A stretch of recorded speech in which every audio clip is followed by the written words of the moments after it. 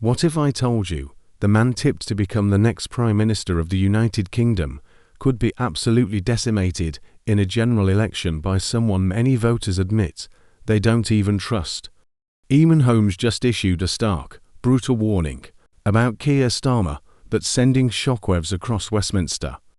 A new poll reveals a level of public distrust in politics so deep, so widespread, it could tear the political establishment to shreds. And if you think this is just another political drama, think again. This is different. This is real. And the numbers are damning. Eamonn Holmes didn't hold back. Sat in the GB News studio with the kind of intensity only Eamonn can deliver.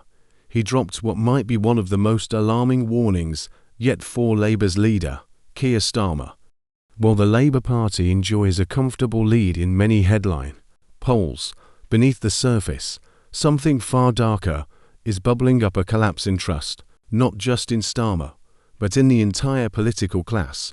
Starmer would be decimated, Eamonn said bluntly, referring to what might happen if a general election were called right now.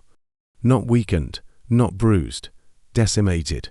A word that carries weight, especially when used by someone who's been watching politics for decades. And this isn't coming from some rogue opinion on social media. This is the mood being reflected back to us by actual voters, in actual polling data. One recent survey shows nearly 90% of Brits don't trust any politician. Not Starmer, not Sunak, not even Farage despite his surge in popularity. And here's the twist: Nigel Farage is outperforming Keir Starmer on every single political metric except one: trustworthiness.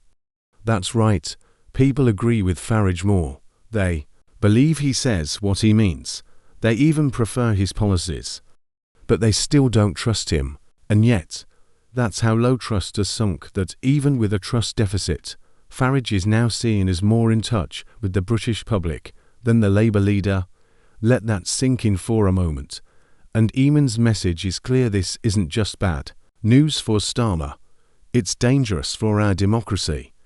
When voters stop believing in politics, anything can happen. This is how we end up with electoral shocks.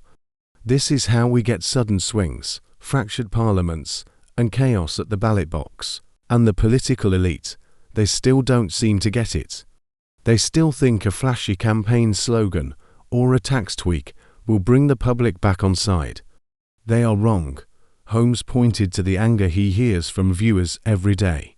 People who've watched their bills rise, their services collapse, and their taxes shoot up all while being told the country is broke. And then they see £300 million going to France to stop migrants, which hasn't stopped a thing. They hear the government crying poor only to spend millions on diversity officers, migrant hotel stays, and legal battles for people who shouldn't even be here. This is where the disconnect lies. People are furious, and that fury is growing. Eamonn's co-host didn't sugarcoat it either, saying bluntly, "We don't want one in, one out. We don't want any in." It's the kind of language that once would have sparked outrage, but now it reflects the simmering mood of a population that feels completely ignored. Voters wanted border control in 2016. They still don't have it. They voted for accountability. They got more bureaucracy. They wanted honesty. Instead, they got spin and photo ops. And the consequences are terrifying. Because once people lose faith in all parties, what happens next? The truth even Labour supporters are now questioning whether Starmer can lead real change. He talks tough on issues like immigration and spending, but voters remember his past stances. They remember his silence during COVID rule-breaking, his flip-flopping over strikes, his refusal to commit to Brexit reforms. The perception is that he says what's convenient, that he doesn't actually believe in anything, that he's just ... Another one of them ... and it shows, because this poll doesn't lie. It reflects the deeper wound in British politics, the feeling that no one, from any party, truly represents the ordinary man or woman anymore. The people are sick of being told to tighten their belts while MPs line their expenses. They're sick of being lectured about fairness while seeing millions wasted on schemes that don't work. And now, they're sick of waiting for a leader to actually stand up and speak the truth.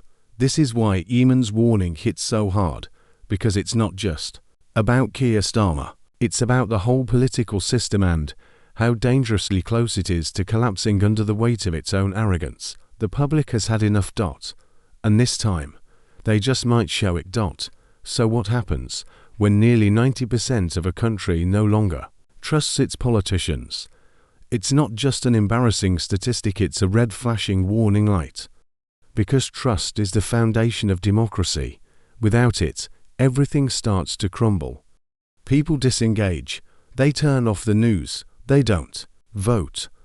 And when they do vote, it's not for policies, they vote in protest, out of anger, out of desperation. That's where we are now. And Eamonn Holmes sees it. He hears it in the messages from viewers, reads it in the polls, and says it openly. There is a storm coming. And if Keir Starmer thinks he's walking into number 10 unchallenged, he needs to wake up. Because beneath the surface of Labour's polling lead is a crisis of legitimacy. People are not convinced. They're not buying the act. And when the curtain finally lifts, Starmer could be left standing there with nothing but empty promise. Even more shocking is how detached Westminster seems to be from all this. The Labour Party is busy counting future seats. The Conservatives are still talking about reset buttons, and meanwhile, people can't get a doctor's appointment, can't afford to heat their homes, and are watching illegal migration figures break records month after month. And the worst part? Voters don't even feel shocked anymore. They've become numb to the dysfunction, desensitized to the waste, resigned to the fact that politicians will always look after themselves first. The anger is no longer loud, it's quiet, bitter, and deep. That kind of anger doesn't fade away. It waits. And when it explodes, it does so at the ballot box and it doesn't follow the rules. That's why Eamonn's use of the word decimation is so important, because it speaks to a collapse, not a stumble. Not a bad night, a collapse of support, a collapse of confidence, a collapse of belief that any of this will get better under the current system. And if you think that sounds dramatic, look at the numbers. More than a third of voters now say are of the major parties speak for them. A rising number are considering alternative parties, independent candidates, or not voting at all. And what about Nigel Farage, the man so many said was done and dusted? He's back. Loud, confident, and now reportedly beating Starmer in key areas of policy and leadership. That's not a small problem. That's an earthquake waiting to happen. And it's not just